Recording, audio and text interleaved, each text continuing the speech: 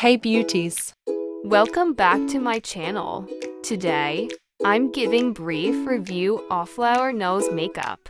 You've probably seen their gorgeous packaging all over social media.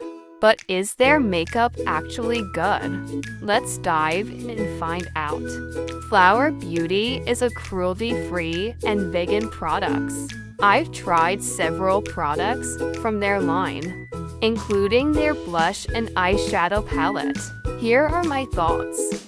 Flower Nose makeup isn't only for soft girl makeup, but it's for all types.